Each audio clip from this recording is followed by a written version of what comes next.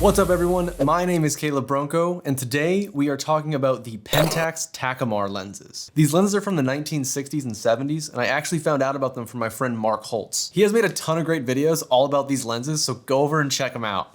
After this video, of course. I honestly don't think I would have known that these lenses existed if it wasn't for his videos. I use my Takumars for video work, and my set consists of a 23mm f3.5, a 35mm f2, a 50mm f1.4, an 85mm f1.9, and a 135mm f2.5.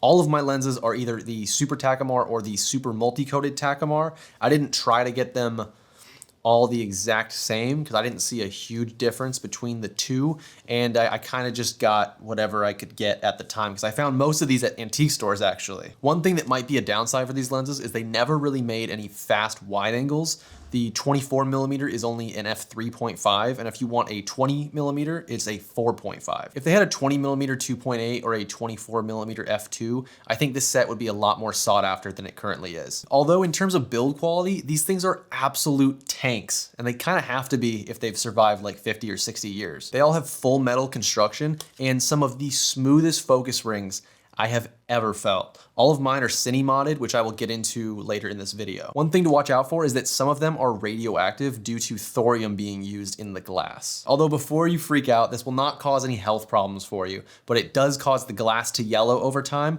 which has to be corrected with either sunlight or a special UV light. Although I believe there is also a IKEA desk lamp that will correct it as well. So something to watch out for. I'll try and find it and I'll link it down in the description. But how do these lenses look? That is arguably the most important thing. That is why we buy vintage lenses. And these ones look pretty damn good if I do say so myself. The video in the intro was a spec ad that I filmed with a few friends, and I shot it entirely with these Takumar lenses on my red Komodo. I absolutely love the colors that I got in that video, and that was entirely due to these lenses. These lenses render quite a bit warm, which personally I love, but the temperatures do vary lens to lens, which can be a little bit annoying. For instance, my 50mm is quite a lot warmer than my 85mm, so I definitely have to keep that in mind when I'm filming. The fall off on these lenses really surprised me because even though the 24mm is only a 3.5, it actually does a really good job at making the subject kind of stand out, which I was not expecting at all when I first got it. Something that really drew me to these lenses is that they are sharp and soft pretty much at the same time.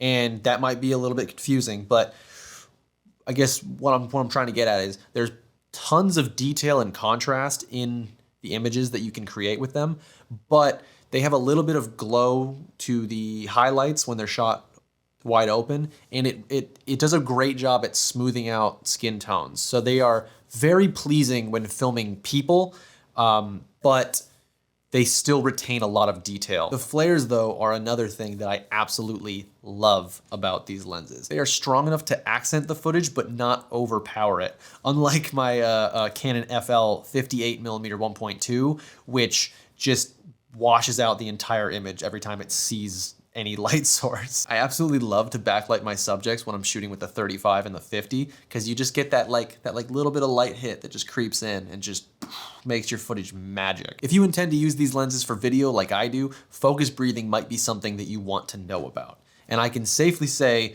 it is there, but it is not bad. I tested each of these lenses in my studio with the exact same setup, and the 24mm definitely had the most prominent focus breathing, but it still wasn't bad for being a 50, 60-year-old lens. I honestly thought all these lenses had very tolerable focus breathing, considering they are 50-plus-year-old photo lenses, not even made for video. And any jiggle that you see in the 85 or the 135 was just me turning the focus wheel, so it shook the camera.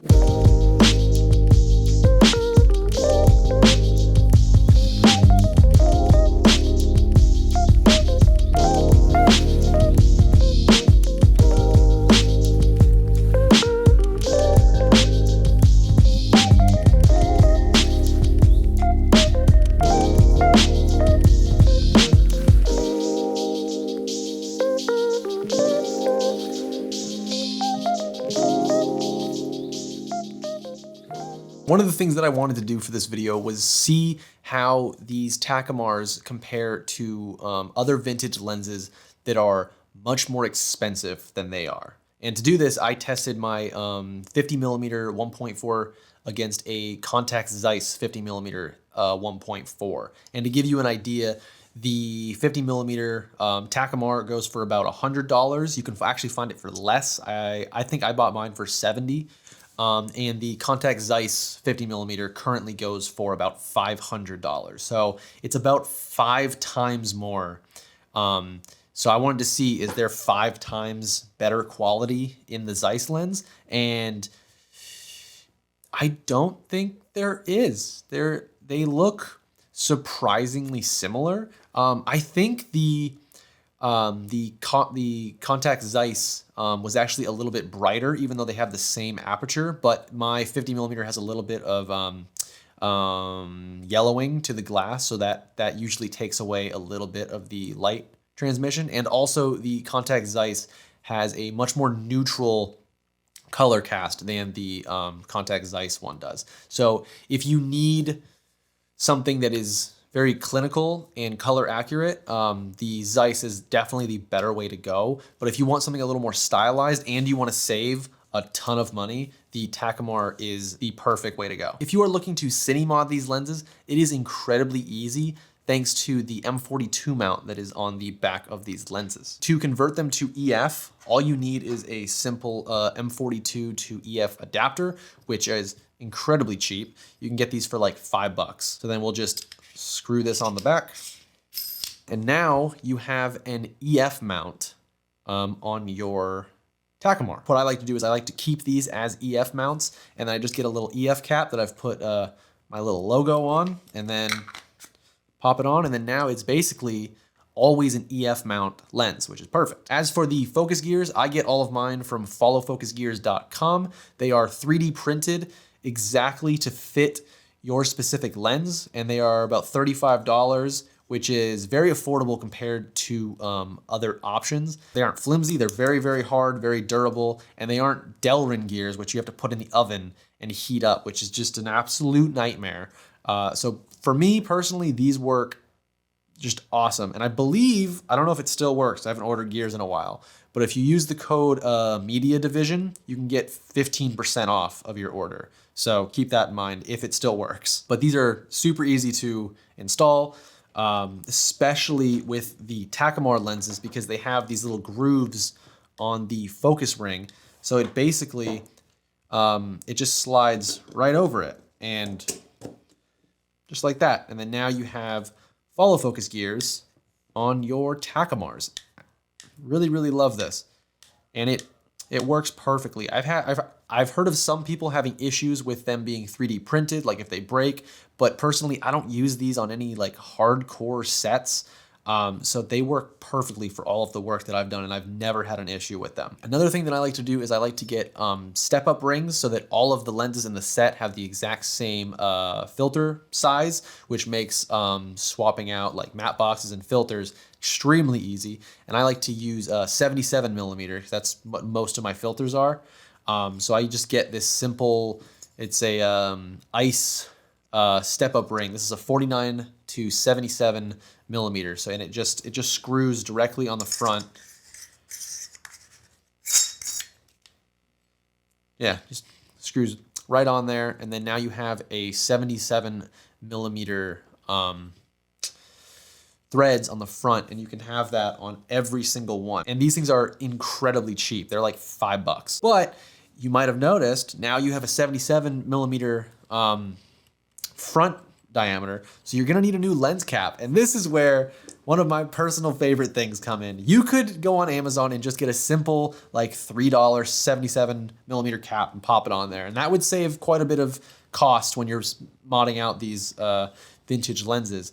But I absolutely love to make my own custom caps, and for this I go to lensbuddy.com, and you can upload your own personal designs, whatever you want, and they are awesome. They sent me updates on like how my caps were going and like if I liked the look of them. So very, very pleased with the service from lensbuddy.com. But you can see for mine, I have the focal length of the lens and the aperture that it is, with a cool little background pattern design. And then I've got the brand up top and then my little logo down at the bottom, and I absolutely love these things. These caps are just so much fun, and it just personalizes your whole set. I just recently ordered a full set of caps for my Nikon AIS lenses that I'm working on modding. So very excited for those to get here, and then I can start using those as well alongside my Takumars. But these are super easy. Just clip right on, and then now you have a fully Cine modded lens. And this is just how I keep these. I just keep them as EF mounts with the gears and the caps and the rings, and it just is great. They feel a lot more professional. They aren't full like cinema lenses. They're just modded, but it just gets that much closer, and it makes them that much more usable. And it's very affordable. I think you can definitely Cine mod one of these Takumars for under $100 per lens, especially if you don't get custom caps. But I believe even with custom caps, it's under $100 per lens. You could probably get it down to about 60 per lens if you swap out a few other things, but this is the way that I like to go because I want them looking good and I want them customized. Thankfully, in terms of pricing, these lenses are still very attainable and very affordable, especially if you're going to be using them for paid work. They are great. You can find the 24mm for about $150. You can find the 35mm for about $200. You can find the 50mm for about $90. The 85mm is definitely one of the rarer lenses in the set and goes for about $400, but you can definitely find them for cheaper if you just keep an eye out. And the 135mm f2.5 you can find for about $100. Although I pretty much did not pay any of those prices for any of my lenses because I found them at antique stores, which is the best place to look if you are trying to find vintage lenses. I truly believe these are some of the best bang for buck lenses on the market right now. To be able to get an entire set of lenses for under $1,000 is pretty crazy at the moment. It used to be common. It used to be so easy to find vintage lenses for super cheap, but now they're just going up like crazy, which is freaking annoying.